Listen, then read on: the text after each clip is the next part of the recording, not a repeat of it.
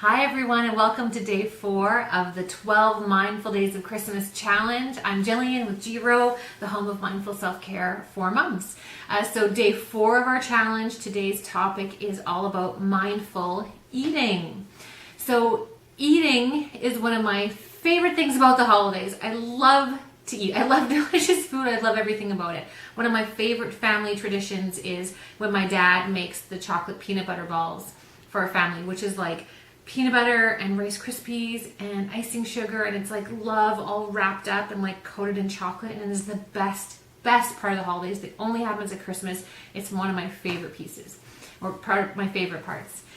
So my default pattern at Christmas is to eat really unconsciously, like wherever we're at, whatever's happening, if there's food around, I'll just eat it, and I don't really think about how much I'm eating or what I'm eating, and I just eat a lot. And I think that the reason why is, like it tastes good, it's fun, it's social to eat, and there's probably a big parts for me about it's the holidays and not wanting to feel deprived and like, what the hell, eat whatever you want, no big deal. But the problem with that is that come January or even Boxing Day, most times I feel like crap. Like I feel gross and I've overate. My stomach usually hurts. I feel gross for how I've treated my body over the holidays, and it just doesn't feel good.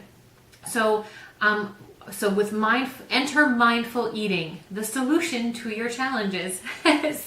So here's what the practice is for this day 4 of the challenge. So before you eat anything, starting today and moving forward, before you eat anything, ask yourself, am I eating this because I'm hungry, or am I eating it to pacify a feeling? And it could be any kind of feeling. You could be eating out of boredom. You could be eating for pleasure because it tastes good. You could be eating because it's like whatever reason, maybe you're eating because you're sad or because you're happy.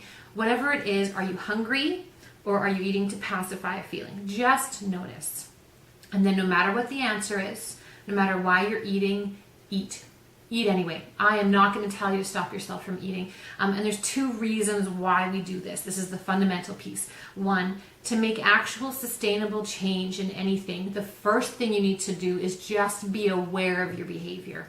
And so that's all we're doing here. Just starting to become aware of what your patterns are, why you eat, what it feels like, and just notice. That's a critical step in making change. It's an important part that most people skip over. So that's why we're doing it. And second, there's a ton of really interesting stuff that happens in your brain when you deprive yourself of something. So what actually ends up happening is your body, or you'll have a feeling of, I want to eat that chocolate, or I want to eat that piece of turkey, or whatever it is. And if you say to yourself, no, I can't have that. I can't have that. What ends up happening in your brain is it triggers deprivation. And so what happens is later on in life, when you eat that again, whatever the sugar or the salt, whatever your body was craving, your body's going to eat much more of it because the deprivation says to you, well, we don't know when we're going to have this again, so we should eat a lot of it just in case. This is why diets don't work. This is why people who do diets and lose a bunch of weight tend to gain it back and even more, because their body's trying to store up all the food that they don't think they're going to have again. So deprivation is the worst thing you can do for your body. So whatever it is, no matter why you're eating, just eat it. Like, eat it with joy. Love it. Treat yourself. It's the holidays. There's no reason why not to. So here's the second part of the practice is when you're eating, whatever it is, eat mindfully. Like, actually be conscious in what you're eating. Taste it. Like, feel what it tastes like in your mouth.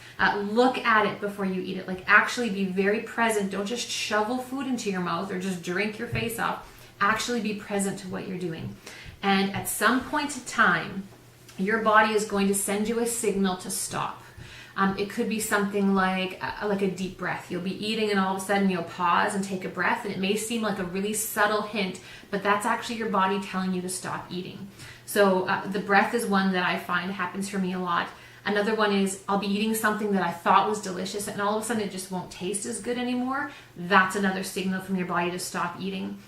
Or sometimes what happens for me is actually a thought will drop into my head like, I think I've had enough.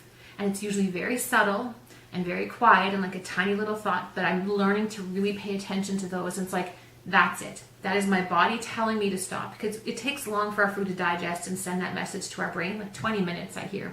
So you won't know you're full until much later. You have to pay attention to the subtle cues that your body is giving you. So eat whatever it is, eat it slowly and mindfully and enjoy it. And then when your body tells you to stop, stop. Put it away, give it to someone else, throw it in the garbage, whatever makes sense for you, but stop eating when your body tells you to stop. All right, have fun. I'm totally going to get a peanut butter ball. I'll talk to you later.